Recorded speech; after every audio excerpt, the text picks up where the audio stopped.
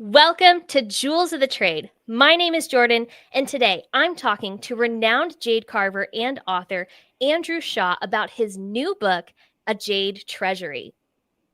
Andrew is a well-known as the author of Jade Life. He is a BBC reporter turned jade carver who lives in Suzhou, China, and was actually one of the judges of the Congress of Jade Carvers from the Americas, which I recently attended in Guatemala. Andrew, welcome back to the channel. Good to be here, Jordan. Good to speak to you. Andrew, your new book, A Jade Treasury, is brand new. I mean, it came out very recently. When did it release? I released it at the beginning of the month, and the reaction so far has been quite positive, and sales have been better than expected. So I'm quite pleased with that. I haven't really had many reviews online or otherwise about it yet, but I live in anticipation of what people think about it. The personal feedback I've got on it has been very good so far, but professional reviews are still waiting to be accepted. Well, I absolutely loved it. I read it over the weekend and just ate it up. There were a few stories I was a little bit familiar with, but I will say it dove into details I had never heard. And there were a lot of topics covered that a professional in the jade industry, had absolutely never heard. So that was very, very exciting for me. For those who don't know, the purpose of Andrew's new book is to introduce the novice to jade by telling little known stories of romance, mystery, and drama surrounding the stone, with gripping themes like power, deceit, murder, and even some light cannibalism. Andrew will be sharing some of these stories with us today. But first, Andrew, can you give us some insight into your exciting background and how you fell in love with jade? Well, I wouldn't exactly call my background exciting. For me, it's quite mundane and ordinary. I had a midlife crisis while I was working for the BBC, and during that midlife crisis, I took a 4-month sabbatical from my work as a journalist and went to write a book on a beach in Thailand. And it was there that I fell in love with jade and first came across it. The first time I actually touched a piece of jade, I just fell in love with it. The coolness of the stone, the beauty of the carving, everything about it just sang to my heart. And from that time on, every time I went abroad or every time I had an opportunity, I bought a piece of jade. I bought books on jade. And when I'd exhausted all the books that I could find and there was no more jade that I could find locally to buy, or I just knew I had to go to the home of jade, which was China, and learn how to carve. So I put my ignorance in one hand and a suitcase in the other and landed in Suzhou and started looking for someone to teach me how to carve the stone of heaven, under the idea that if I really wanted to know about it and I didn't want to get ripped off and I wanted to collect jade and learn about it, the best way was to go to a master and learn how to carve it. It took me months to find someone to teach me. I had to learn the language first. I had to get a visa and I had to find a reason to stay in China. But once I'd found someone to teach me, once I'd found the jade carving alleys of Suzhou, I just was there every day, morning, noon and night for 2 years, learning my trade before I opened my own studio and took it from there. That was 16 years ago. I'm still here. I've fallen in love and married a beautiful Chinese woman. And I suppose in a way, China and jade are my home now. That's a much more exciting story than you give it credit for, Andrew. That is absolutely fascinating. And for those who haven't seen it, Andrew and I have collaborated before in a video called Nephrite Jade in China. There is a link to that video in the description below if you'd like to watch it after this video. But first, let's dive into the new book. One of the things I really enjoyed about Andrew's book is that the stories are condensed into chapters that are easy to follow. Each chapter is its own story, and the stories focus on Jade, whether it's a character in the grand story of Jade, a myth, or a symbol. Andrew, what inspired this book? A couple of things inspired it. The main thing that really inspired it was, how do I put this? There's a lot of misconceptions out there about jade, some of which irritate me enormously, even among those in the trade and who carve themselves. They repeat myths that don't exist, or they mistakenly talk about things. The one that really gets my goat is about mutton fat white jade. Quite often when I talk to carvers from other countries, they tell me they have some mutton fat white jade, or I see on the Facebook forums pieces of what is allegedly mutton fat white jade, etc. And if you go to Taobao, of course, or something like that, there's tons of mutton fat white jade. The thing is, there isn't. It's so rare that I've only ever seen one piece of true mutton fat white jade. My first mentor is now 84 years old. He's Professor Huang, a master carver and someone who knows more about jade than anybody I've ever met. He's approached by auction houses, books, everything. He knows so much. And he says in the 84 years of his life, he's only ever seen 3 pieces of mutton fat white jade. It's incredibly rare.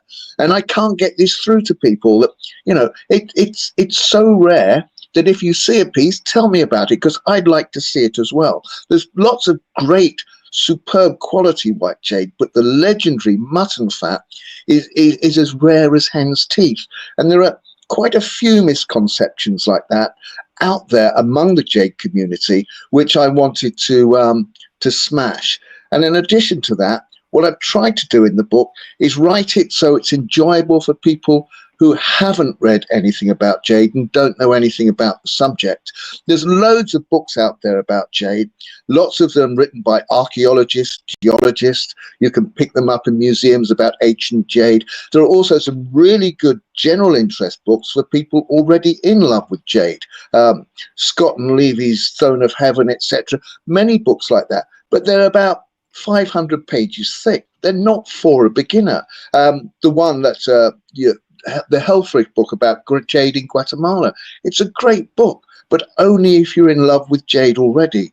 This is a book to introduce people to jade, give them short stories in short, snappy chapters, make them interested in it, something they can, you know, something they can dip into. They don't have to read it from the beginning to the end. So it's for people who know nothing about jade, and it's to educate, perhaps slightly, a lot of people who think they know a lot about jade. I don't pretend to be a world expert or anything. It's not a comprehensive list of, you know, all the myths and urban legends and mistakes or whatever about jade, but it gives an insight from my point of view, living in China, about jade from China and jade from China, from around the world, as seen from the Middle Kingdom. It's brilliant. And I found it very easy to consume. If I had not known about jade before, I still would have absolutely loved it. There are so many symbols that we see in jade, like the Mobius, the twist, the bead disc, that are often worn without being understood. And I see this all the time out and about. And what I loved about your book, one of the many things I loved about the book, is that all of these significant carvings are explained in the book in a way that is interesting and easy to understand, but also it's quick. Like, it's a short chapter and you get the gist and you understand it without without lengthy, wordy descriptions that, might not necessarily be of interest. It's like you said, it's not for people who are already interested. It's to get people who don't know about it interested in it. So, Andrew, with this in mind, can you give us a quick explanation of jade symbolism? Well, the first thing I'd like to say is the symbolism is very different in the West and in China or in the East. If Chinese people come to me and they're buying a piece of jade, they pick a piece up. They don't say to me, "Oh, isn't this beautiful? Isn't this lovely?" They say to me, "What does it mean?" But if a Westerner in China comes to me and wants to buy a piece of jade, the first thing they really think about is the aesthetic appeal of the piece. I think the only exception to this I can think of is Maori in New Zealand, where culturally jade, or Pounamu as they call it, is really important to them. So every jade carving has significance to them as well. And there's a crossover as well. Now, the Mobius, which is pictured there at the moment on the screen, triple Mobius, is a design that comes from Don Salt, the great Don Salt in New Zealand. He first carved this in jade, and I introduced it to China. Now, it's bought in the West because it's beautiful. It's a beautiful, clean design. But in China, they didn't start buying it until it was given a meaning. Now, if you know about the Mobius strip, you'll know that it's a 3D design with one surface. So if you take a pen and you start drawing around the Mobius, you can draw continuously because there's no beginning or end. So what they've done in China, they've interpreted this as the wheel of life. It's called the Lun Hui because there's no beginning and no end. So it's associated with Buddhism, with reincarnation, and things like that. So I'd say the main difference is in the symbolism in China is much more important than it is in most of the West. The best example I can give is probably the bat. In the West, the bat is something that comes from dark caves, is quite, not particularly palatable to Western styles, etc. But in the China, the bat is a symbol of blessing and good luck. And this is because it's a homonym, a rebus. The bat, the word for bat in Chinese is fu, and fu also means blessing or good luck. So if you have a carving of a bat or a carving with a bat in it, it means you're giving someone blessing or giving yourself blessing if you buy it for yourself. And if you buy a carving with two bats, shuangfu, it means you have a double blessing. And if you have a carving with 5 bats on it, wufu, that means the same as having the traditional 5 blessings of wealth, health, many children, a long life, and dying in your own bed. So there's a difference between the East and the West. And what I think I'm trying to do in the book is just trying to explain some of the main symbols and some of the main things that jade can mean, not only to Chinese people, but also to Western people if they so choose to buy some of these designs. Absolutely fascinating. Really, Andrew, you have so much like firsthand knowledge of a lot of the symbolism, not just because of your experience with jade, but because you live in China. And in the West, it feels sometimes like we're very disconnected from all that. So hearing it from your perspective is so helpful and so valuable. And I really, really appreciate that about your book too, giving Westerners, because it does feel like it's written for Westerners. Am I right?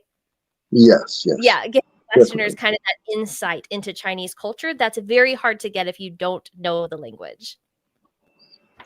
Definitely. So I'm really excited to talk to you about the story of the Jade Seal. Those familiar with the Romance of the Three Kingdoms are familiar with the story of the Jade Seal. It's actually a huge part of the reason that my husband fell in love with jade in the first place. He absolutely loved Romance of the Three Kingdoms when he was a kid. But your book dives into the story of the seal in a way I had never heard before, even as a jade professional. Let's start at the very beginning of the story of the Jade Seal with, and am I saying this correctly, her, she, be? Her should be. Yeah. So this is a story that's known to every child in China. It's as well known as the story of Arthur and Excalibur in the West, or the story of the Holy Grail, etc. But unlike Arthur and his sword and the Holy Grail, this one is actually based in history. It's based in reality. About 700 BC, and the time of the spring and autumn period in Chinese history, there was a scholar named Bian He who lived on the Mountain of Thorns in the Kingdom of the Immaculate, also known as Chu, in China. One day, according to legend, he got up, went outside his cave to meditate, and a phoenix appeared from heaven and landed on a stone in front of him. Now, Bian He was quite a scholar as well as being a hermit, and he knew that a messenger from heaven, which is what the phoenix is, could only land on a piece of jade. So when the phoenix flew away again, he went over, scrabbled in the earth, dragged the piece of stone that the phoenix had landed on, and was convinced, although just a grey, dirty rock, that it must be a beautiful piece of jade, and it had been sent to him so he could give it to the king of Chu, the realm of the Immaculate. To cut a long story short, you have to really read the book to find the whole story about B and her. He takes it to the king. His king's advisors tell him it's not jade, even though they're all wearing jade, and B and her is trying to cheat them. So they cut off his left foot and send him away. He goes away, wailing and gnashing his teeth, throws the rock into the back of his caves and forgets about it. 10 years later, the king dies, and he goes back and gives the rock to the new king. The new king is told by his advisors, it's still a dirty old rock, this man is trying to cheat you, and they cut off his right foot. So he crawls back to his cave and refuses to leave, wails, gnashes his teeth, and he cries tears of blood at the injustice of it all, until a new king is put in place who says, oh, I'm very interested in this hermit who wails and gnashes his teeth and cries tears of blood. Bring him to me. And the hermit refuses to go. He's lost 2 feet. He doesn't want to lose any more body parts. So the soldiers have to drag him to the throne. And they start to ask, the king asks him, well, why are you crying so much? What's the problem? Lots of people are punished in my kingdom, and they don't wail and cry tears of blood. And his reply is, I'm crying tears of blood because I'm not believed and I'm thought of as dishonest. And I am an honest man, and I give you this rock because inside it is a perfect piece of jade. Now, that's fine in itself, but this king is a little wiser. So he gives it to his jade carving master, who cuts it open and finds a pure piece of perfect jade inside it, which is carved into a bee disc, which becomes the treasure of the realm of the Immaculate for the next 300 years, until it's suddenly lost and appears 50 years after that in another kingdom. Now, this is a well-known story which I tell in some detail, and the beginning of the story of the Jade Seal the Jade Seal is actually carved from this disc of jade 500 years later. But what I'm also telling people, if you read the notes and you read in detail, is this story is probably true. It's written in the records of the grand historian Sima Chen, and many people, when they first read it 150 years ago in the West, thought it was just a legend. But since that time, nearly everything the historian has written in his book, which was written more than 2,000 years ago, archaeologists have found that most of it is accurate. The names of the kings, the names of the kingdoms, all the way back to 3,000 or 4,000 years ago, seem to be accurate. So this story is thought to be true, especially as it's mentioned in many other records in the years that follow. So the problem with it, though, is that the kingdom of Chu means he lived. The hermit, being her, lived on the mountain of thorns, Chu Mountain, Chu Shan. Now, I've researched this, and there are 4 mountains called Chu, or the Mountains of Thorn, in the realm of the Immaculate in 700 BC. 3 of them were definitely in the kingdom, and 1 was on the outskirts, and 2 of them were near the capital at the time. Now, I've researched this geologically as well, and where these mountains are, jade has never been found, which puts the legend into a little bit of is it true or is it not? But then you have to remember that 700 BC, the Chinese word for jade, yu, just meant beautiful carved stone.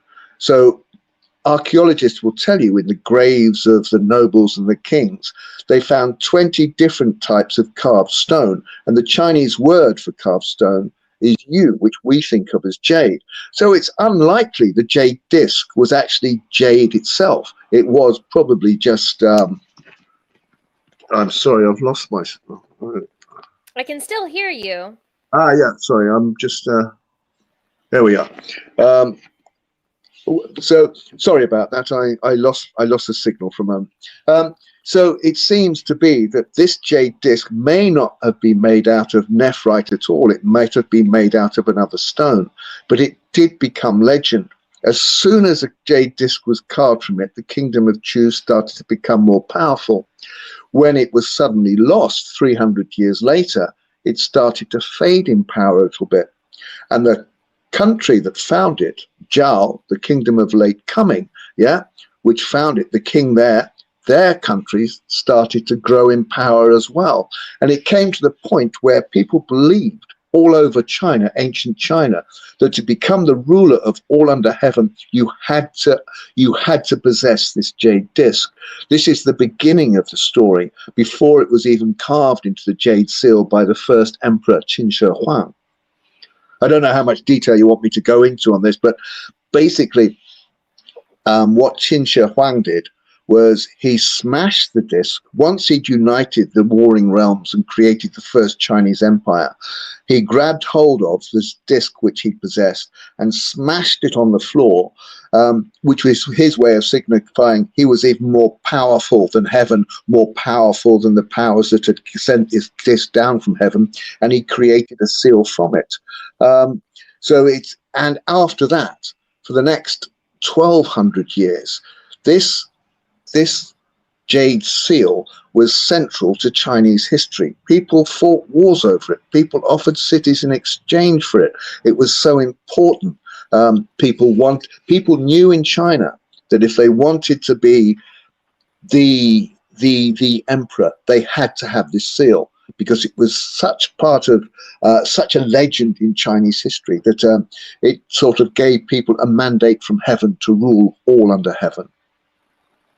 It's a really incredible story. And Andrew, that condensed version was still like so fascinating, but I really hope that people get the book and read the full story, because it is something that I think a lot of Jade enthusiasts kind of know about in the back of their head, because a lot of us have read Gump's work and a lot of us have read Ward's work, and Jill Hobbs wrote a paper that mentioned a part of that story, I believe. And so this aspect, of that story is present of mind, but being able to actually dive in and really understand it from start to finish in your book is like, it just gives this depth to the world of Jade and understanding it that I don't think we really had access to before.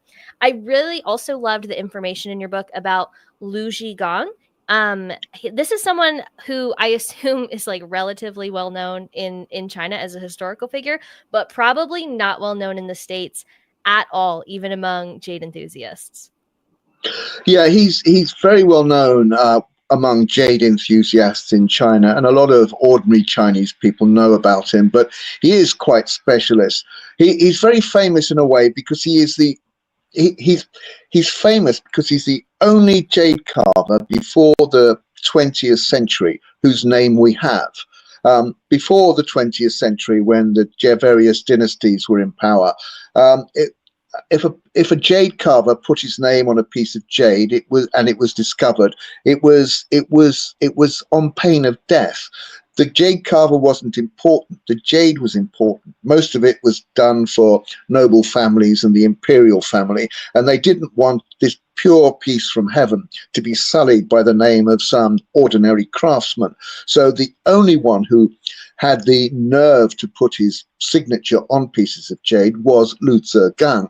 He lived in the Ming dynasty around 1400 AD, and he was extremely famous in his day. He was very famous for not just carving, but actually working and putting jewels in his carving and doing jade jewelry as well. One of the first to do this.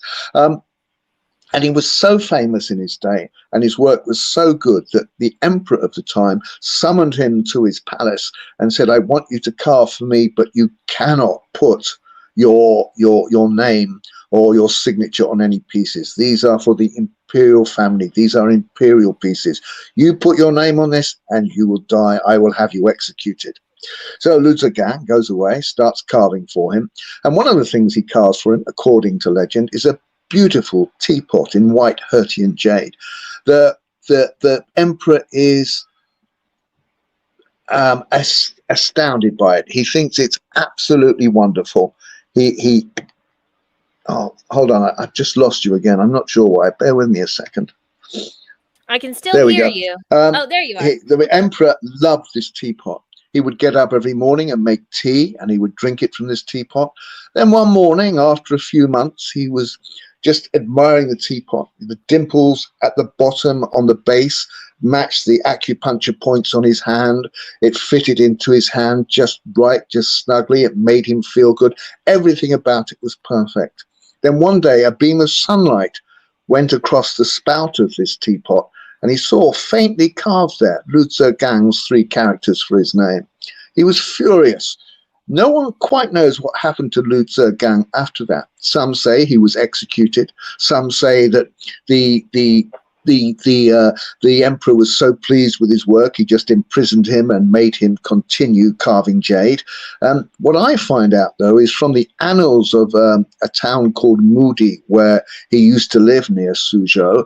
It appears that after he'd finished carving, he did still live, and he was allowed to live out his years as a monk. So that's quite interesting in itself. But yes, and that picture you've shown of Lu Zigang's work, that's actually a copy, a reproduction. You probably know about how so many Chinese jades are copies and fakes and reproductions from a previous book I wrote. But even in his own day, the work of Lu Zigang was being copied and sold as if it was work of his. This is a Qing dynasty copy that was made about 300 years later. I discovered this when I was speaking to a master carver friend of mine, and I showed him some pictures of this, and I said, "This is from Lu Zigang. He carved it, and it's in the Fitzwilliam Museum in Cambridge, in England." And he said, "No, it's not. The carving's wrong. The dimensions of the piece are wrong. The jade that's used is wrong. That's a copy." And I mentioned this to the Fitzwilliam, didn't get a reply. And shortly after this, I don't know if you know about this, but there was a spate of robberies in Europe between 2010 and 2018, where museums in Norway, Sweden, France, England, Scotland, and a couple of other countries were targeted by thieves looking for ancient Chinese jades. One of the places they went to, and they knew exactly what they were looking for, one of the places that they stole from was the Fitzwilliam, where they stole about 15 jades, obviously to order, and they just didn't bother with this one. They knew it was a copy. It might be worth 150,000 US dollars, but if it was from Lu Zigang, it'd be worth 15 or 20 million dollars, and they couldn't be bothered with it. So since then, I've been in touch with the Fitzwilliam again and got in touch with the curator, and they've changed the labeling on it now. So now it's not a work by Lu Zigang, it's a piece, a copy of a piece by Lu Zigang. And I think this just goes to show how much, I wouldn't say, I think ignorance is too strong a word, or how little is really known about Chinese jade carving in the West, even by experts. One example I can cite is the Royal Ontario Museum. They had 2 experts go over its jade collection about 7 or 8 years ago, and they found 25% of it was either copies, mislabeled, or just genuine fakes. And I think this is true of virtually every museum in the country, including the most vaunted ones like the ones at the Fitzwilliam, which has one of the most prestigious collections in the world. Wow. Wow, that is really fascinating. So, Andrew, I'd love to hear more about this, but I think we should keep it moving. But that's really excellent, and I hope that people get the book and dive even more into that. So far we've discussed a lot of real stories, or at least stories based in truth, right? Can you talk a little bit about the myths that are discussed in your book, things that are probably not true? Yeah, as I was saying earlier with the mutton fat white jade, it's like people. So one thing that irritates me is the Jade Mountain in Alaska that was allegedly discovered by Lieutenant Stoney of the US Navy, I think in the 1870s or 1890s. He was a great self-promoter. But basically, I'm not sure. I wouldn't go so far as to say he was lying, but he talked about discovering a Jade Mountain in Alaska. There is no Jade Mountain in Alaska, and the problem is that because he's talked about it and he's recorded us talking about it, I've heard jade carvers tell me there is a Jade Mountain in Alaska.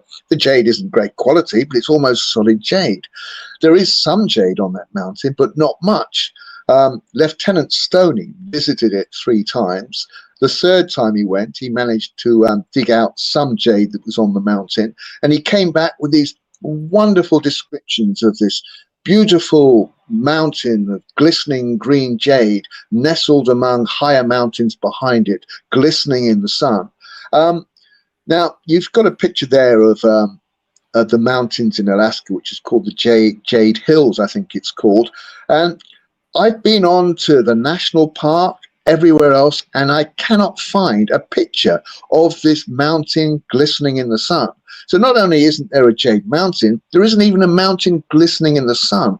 And in the report that Stoney brought back for the US Navy, he's got lots of illustrations of him trekking through streams and being intrepid, but not one picture of this Jade Mountain that's made him famous. So that's just one example of a myth or an urban myth that is perpetuated by jade carvers today, which some people know it's not true, but there's a lot of people. And I've been surprised by the type of people who come up to me convinced there is a mountain of jade in Alaska. There isn't. And the jade in Alaska isn't that great a quality. So, yeah, that's just one of the examples of an urban myth that needs to be dispelled. Now, the legend of Poutini is another myth, but it's almost never talked about in this hemisphere. This is very specific to New Zealand. Can you talk a little bit about this? Yeah, the nearest that in the West that we have to a jade culture, and I'm not sure that we can call Maori in New Zealand as part of the West, but every Maori child will know the legend of Poutini. This picture, this sketch, which is in my book, was kindly done for me by the greatest Maori jade carver, Lewis Gardner, a great friend and a marvelous carver who often visits the United States and Canada in particular. The legend of Poutini is the legend of every country has, or every culture that reveres jade has some sort of tale or story about the beginning of how jade was created. In China, it's the story of Nuwa, the goddess who created man. She repaired heaven using stones of 5 different colors after a battle between the gods. And when she'd repaired this rent in heaven with these 5 stones, the dust from the stones fell to earth, and that's what turned to jade. In New Zealand, the story's slightly different. It's about Poutini. I'm not quite sure. He wasn't a god. He was a creature that guarded the seas and swam in the seas around New Zealand. And one day he saw a beautiful maiden swimming in the sea, bathing in the sea. Filled with lust, he grabbed her, kidnapped her, and ran off. Now, when this lady's husband woke up the next morning and she wasn't there to make him his morning drink, he became very upset. He was a powerful chieftain, and he started to pursue Poutini and his wife with the aim of recapturing and getting his wife back. And he pursued him for days. And in the end, Poutini knew that this powerful chieftain, who was full of magic, was catching up with him, but he didn't want to give his wife back. So he turned her into a piece of jade and laid her in a stream and fled back into the sea. So at which point, when the powerful chieftain finds his wife, she's still, she's quiet, she's green, and she's just become the essence of jade, the essence of Pounamu, and she's lying in the riverbed. And that is the origin of all the jade in the Arahua. I'm very bad at Maori pronunciation. That's the origin of the jade in that area of New Zealand. So a tragic story. And it is said, or legends say, that even in the evening, in the winter chill, you can hear the lament of the chieftain as he sings goodbye to his wife, whispering in the hills. It's very chilling. Something I had definitely never heard before. Speaking of Pounamu, the story in your book about pirates in Pounamu, Pounamu being, as you said, the Maori word for nephrite jade, is true, but almost too wild to believe. For those watching, this is the story you didn't know you needed to hear about Jade. Andrew, I'll let you take it away.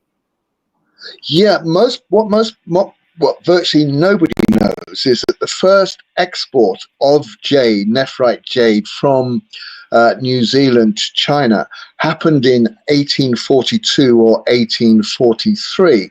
Most people don't believe New Zealand jade has ever really been exported to China, but in 1842, 1843, three gentlemen got together and collaborated with Maori to fill two boats full of tons of jade and take it first to Australia, then Manila, and then on to China to sell. Now, when I say three gentlemen, two of them were gentlemen. One of them was a whaler from New Zealand, another was a merchant trader from Australia, but the third was not such a good man. Already a murderer, already a convicted thief, a man called Elgar. He was an opium smuggler, but each of them had something to contribute to selling this jade to China. So, for example, the whaler in New Zealand was married into a noble Maori family, and they needed the Maori to find the jade for them. The merchant from Australia had the money and the backing and the ships to carry it from New Zealand to Manila and then on to Hong Kong and Macau and Canton. And the opium smuggler was the one who had the contacts in China to sell it on. It was quite tragic in a way. The whaler, with his Maori friends, started to drag the boulders of Pounamu or Pounamu. I'm not quite sure how to pronounce that. Dragged it to the shore, and they were so large they couldn't get them onto the ship, so they had to blow them up with dynamite. And during this, the whaler lost an eye and two fingers and most of his health. When they actually did get it on board, and they did get it to Manila, this opium smuggler said, "I'll take it on to Canton and I'll sell it for you." And he couldn't sell it, or so he said. And he came back to Manila and told his two partners, "Sorry about this, we'll have to put it in storage." Now, this time the whaler had lost his health, he'd gone bankrupt. The merchant trader from Australia had also put all his savings into it and lost virtually everything. The only person who came out of it with anything at this point seemed to be the opium smuggler.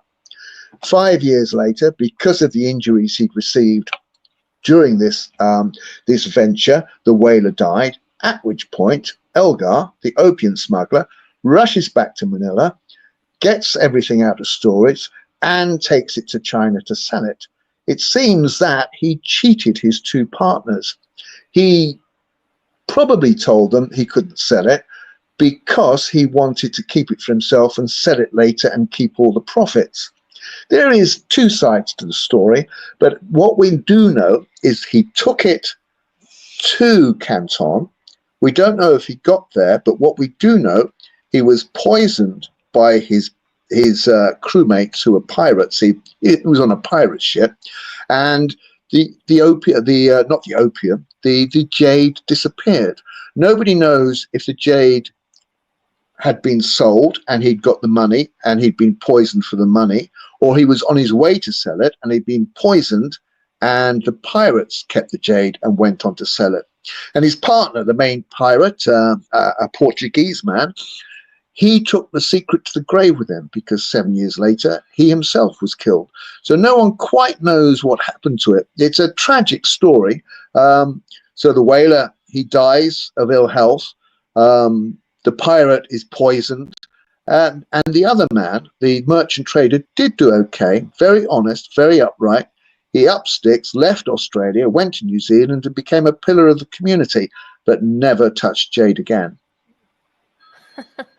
These stories are just wild. Anybody who's interested in a story that might have like betrayal or murder or drug smuggling or piracy is really they're really gonna like your book. Now, we have not touched on the topic of cannibalism. And I did promise a story of Jade and cannibalism to the viewers. Andrew, tell us about people eating people. All right. Well, this you can do this to the main one, the one that I like most, and the one that people aren't really familiar. Most people are familiar with, especially if you live in and around New Zealand. I'm That the sorry, I have to Maori. stop you. Did you say the main one? Are there multiple stories about Jade and cannibalism? I have to know. Oh yes. Okay. So let's start with the main one, which goes back to Captain Cook's second or third trip to New Zealand in the 1790s, I think it was.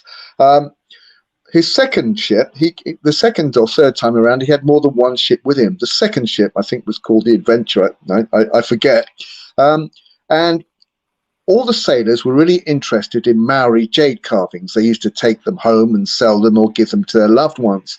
Now, everybody in New Zealand probably knows that at one point, 10 of the sailors from one of Captain Cook's ships were killed and eaten by Maori, but they don't know why. It was in an argument over a piece of jade, a jade adze. According to the logs of the ships involved, what happened was the sailors went ashore, started haggling and with Maori who'd come with fruit and vegetables and jade and everything to sell to or swap for trinkets with the sailors. And it appears that one of the sailors grabbed a jade adze, and wouldn't give it back, at which point all hell broke loose and the sailors were killed by the Maori. Now, at that time, the Maori just didn't kill their enemies, they ate them as well. So the link here, which most people don't know, is the argument that led to 10 British sailors being eaten it was an argument over a piece of jade. It's jade has value in different cultures, of course. It's even the Inuit in the Arctic Circle in Canada and British Columbia. I think I mentioned in my book how many slaves an Eskimo was willing to swap for a piece of jade because it was so valuable to them as well, at least until the introduction of metal. It wasn't culturally that important. It was a utile thing for the Eskimos and the Inuit, because as soon as they got access to metal tools and implements, they just turned their back on jade and never thought of it again.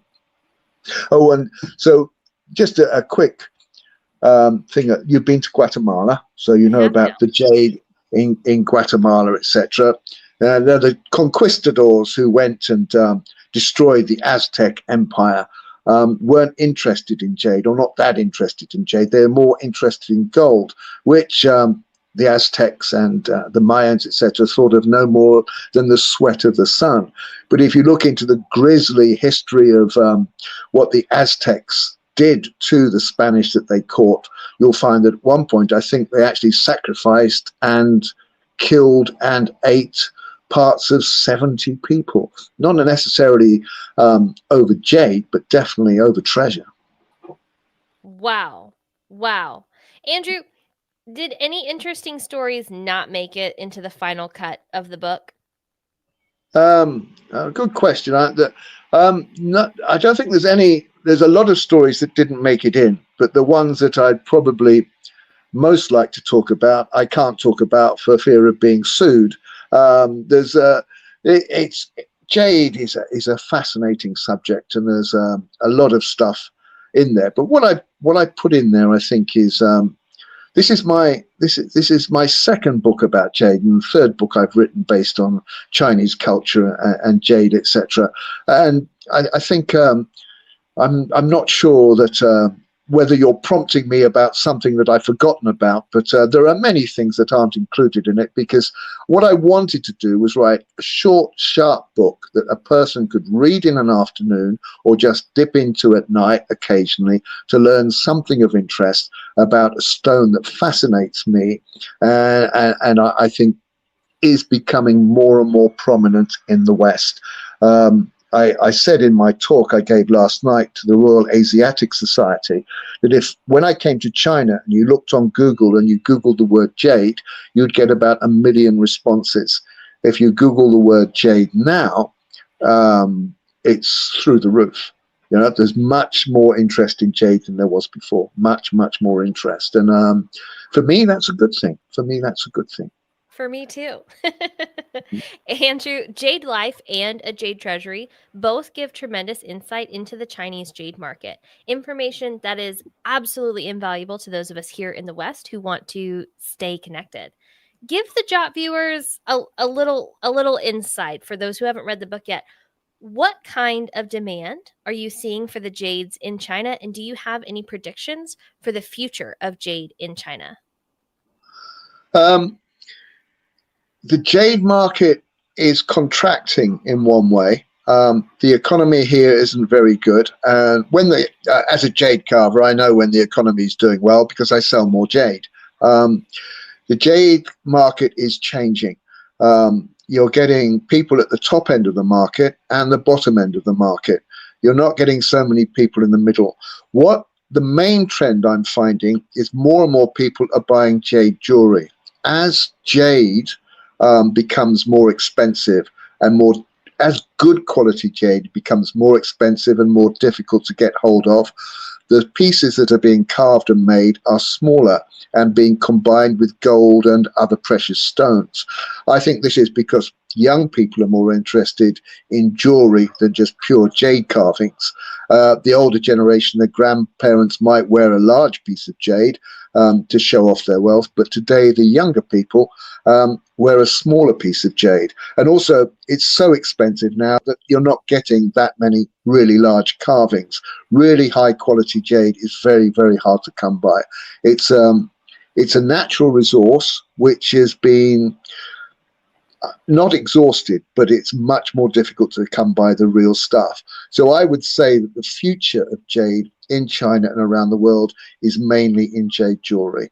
I think it's being incorporated into Western culture as jewelry more than anything else. This started, of course, with jadeite from Hong Kong, but I think it's now happening an awful lot more with really good quality nephrite as well. And can you provide some clarification from some of our viewers who might be new to the world of nephrite jade and sort of discuss the difference between Hertian jade and what that really means and nephrite jade that's actually from Xinjiang and the implication that that has? Can you talk a little about that? Well, what's actually happened in about 2014 or 2015, the nephrite jade from Hertian and from the Black Jade River and the White Jade River is virtually exhausted. There's not much jade of any quality coming out of it. I did hear in 2018 that they only found 15 kilos of good, pure quality white jade in the White Jade River that year. And a lot of the mining operations have been closed down.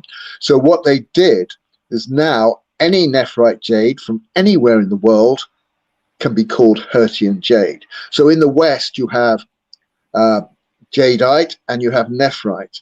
In China, you have Hertian jade, which is what they call nephrite now, and fei cui, which is jadeite. So now I think it's more coming in line with what we think of in the West. They don't think of, yes, very, very nice ring. So now it's more in line with what we have in the West. You have nephrite and you have jadeite, two very different stones.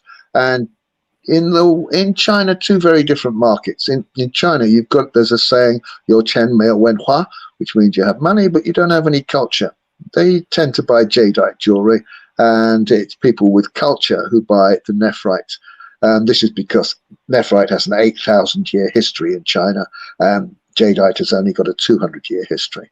Which one thing I did find out, which I didn't know, was that jadeite has been carved in Japan for 7,000 years. I always thought it was the Olmecs who'd started carving jadeite first 3,000 years ago, but I turned out I was wrong. There's a lot I don't know either, a lot I'm still learning. I'd love to dive in one day on this channel into the Japanese jade history. It is really fascinating. And from what I understand, I don't think they actually have an active mine. I think most of the Japanese jadeite is actually, it's historical or just alluvial found on the beach. Yeah, it's done through beach combing at the moment.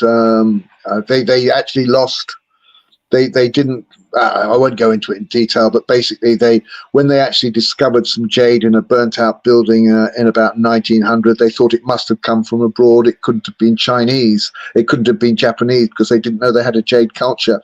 It seemed to have died out about 13 or 1400, but it's being revived a little bit now. Tourists can buy jade in one small part of Japan where it was where there used to be workshops and where you can still find it on the beaches.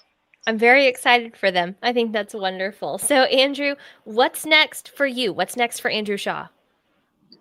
That's a good question. I think I've written all the books I'm going to write non-fiction about Jade. I'm currently talking to a publisher about writing a novel. Well, I've written the novel, and I'm talking about a publisher to publish it. It's a fiction book based on the idea of jade and the jade seal and the Hershey bee, etc., etc. So I'm talking to a publisher about that. Whether I publish it myself or whether I agree to go through a publisher for the kudos that would give me, although I wouldn't make any money going through a publisher rather than printing it myself or publishing it myself, I'm not sure yet. I'm still working on that. I'm looking at one publisher who's keen to publish it and another publisher who's considering it. So that's probably my next project, writing-wise. I'm very excited for you, and I'm looking forward to the next book. In the meantime, where can people buy a Jade Treasury?